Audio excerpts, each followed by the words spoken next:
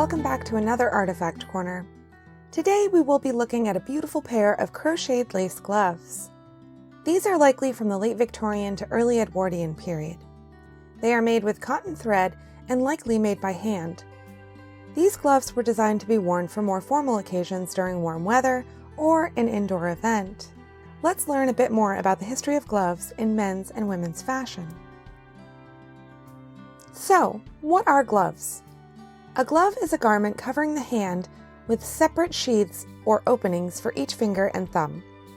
Gloves extending past the wrist are called gauntlets.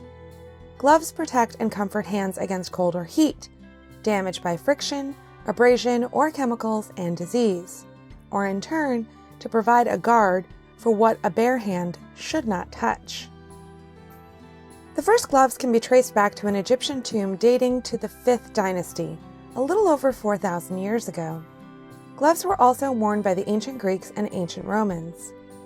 Gloves for women went out of fashion during the early Middle Ages, but became more fashionable in the late 13th century. In Europe, during the Renaissance, gloves were made super popular by Queen Elizabeth I. She wore bejeweled, elaborate kid leather gloves. These stunning gloves were also popular for men as well, as emulating the monarch's fashion could garner you favor and prestige.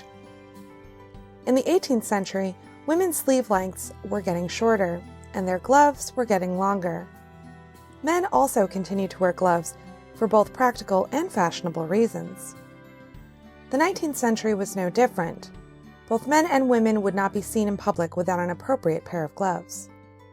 Here is an excerpt from the Ladies' Book of Etiquette, published in 1860.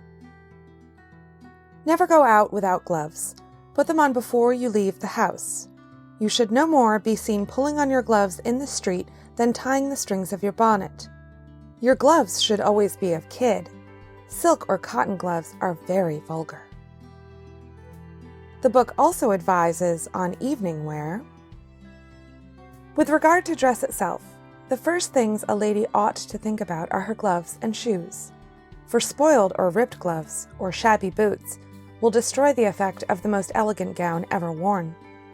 The gloves should, in a degree, match or at least harmonize with the dress, and if a young lady's allowance does not permit her to have a large stock of different colors, she will do her well to select those soft, neutral tints which will suit any dress, the delicate grays and fawn or dove colors for summer, the soft brown or invisible green for winter wear.